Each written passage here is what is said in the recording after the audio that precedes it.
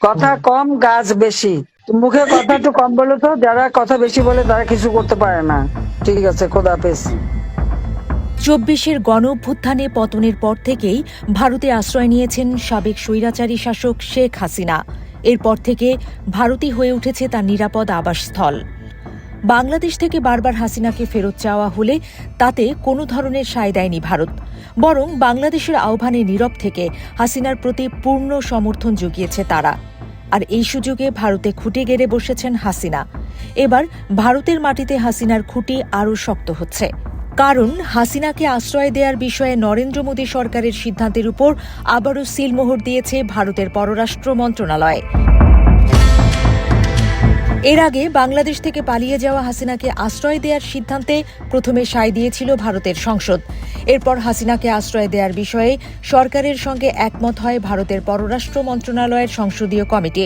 গত বৃহস্পতিবার ভারতের পররাষ্ট্র মন্ত্রণালয়ের সংসদীয় কমিটি আবারও শেখ হাসিনাকে রাখার ভারত সরকারের সিদ্ধান্তে সিলমোহর দিয়েছে। তারা বলেছে, মানবিক দৃষ্টিকোণ থেকে নেয়া এই সিদ্ধান্ত ভারতের ঐতিহ্য ও পরম্পরাকেই ধারণ করছে। ফলে বাংলাদেশে মৃত্যুদণ্ডপ্রাপ্ত হাসিনাকে যে ফিরিয়ে আনা কঠিন হচ্ছে তা এখন পুরোপুরি স্পষ্ট বলে মনে করছেন অনেকেই। ভারতের সংসদীয় কমিটির গ্রিন সিগন্যাল পাওয়ার বিষয়টি শেখ হাসিনা এবং তার দল আওয়ামী লীগের জন্য বাড়তি স্বস্তির কারণ বলে মনে করছে একটি মহল। গত মাসে হাসিনাকে বাংলাদেশের ট্রাইব্যুনাল মৃত্যুদণ্ড দেওয়ার পর থেকেই হাসিনার প্রত্যর্পণের জন্য ভারতকে বারবার অনুরোধ করছে ঢাকা। বাংলাদেশ সরকারের পক্ষ থেকে হাসিনাকে ফেরত চেয়ে চিঠি লেখা হয়েছে, কিন্তু এখনো পর্যন্ত এর জবাব দেয়নি ভারত। এরই মধ্যে দিল্লিতে এক অনুষ্ঠানে হাসিনার প্রসঙ্গে ভারত সরকারের অবস্থান স্পষ্ট করেন ভারতের পররাষ্ট্রমন্ত্রী এস জয়শঙ্কর। তিনি বলেন, বাংলাদেশের সাবেক প্রধানমন্ত্রী কবে দেশে ফিরবেন সেটা তার সিদ্ধান্ত। ভারত সরকার এই ব্যাপারে কোনো সিদ্ধান্ত নেবে না বলেই জানান তিনি। ভারতের পররাষ্ট্রমন্ত্রীর এই বক্তব্যে স্পষ্ট হয়ে গিয়েছিল যে নিজেদের অন্যত্র মিত্র হাসিনাকে ফিরিয়ে দিতে কোনোভাবেই রাজি নয় ভারত সরকার।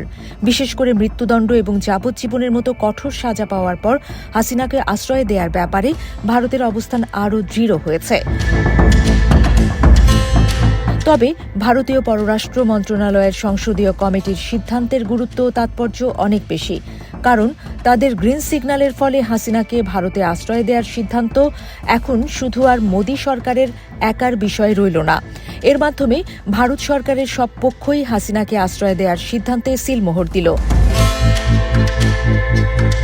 গত বছরের 5ই আগস্ট হাসিনা ভারতে পা রাখার পরদিনই সর্বদলীয় বৈঠকে ভারত সরকারের পক্ষ থেকে বাংলাদেশের পরিস্থিতি এবং হাসিনার দেশত্যাগের কারণ ব্যাখ্যা করা হয়। সেই বৈঠকেই সব দল হাসিনার আশ্রয় দেওয়ার সরকারি সিদ্ধান্তে একমত হয়। এদিকে হাসিনাকে আশ্রয় দেওয়ার বিষয়ে বৃহস্পতিবার রিপোর্টে ভারতের সংসদীয় কমিটি বলছে, শেখ হাসিনার ভারতে অবস্থান এবং এই বিষয়ে ভারতের দৃষ্টিভঙ্গি তার সভ্যতার নীতি এবং মানবিক ঐতিহ্য দ্বারা পরিচালিত, কারণ ভারত গুরুতর দুর্দশা বা অস্তিত্বের হুমকির সম্মুখীন ব্যক্তিদের আশ্রয় দিয়ে থাকে। বিশেষজ্ঞরা বলছেন, ভারতের সংসদীয় কমিটির নতুন গ্রিন সিগন্যালের মাধ্যমে ভারতে হাসিনার আশ্রয়ের বিষয়টি আরও পাকাপোক্ত হল।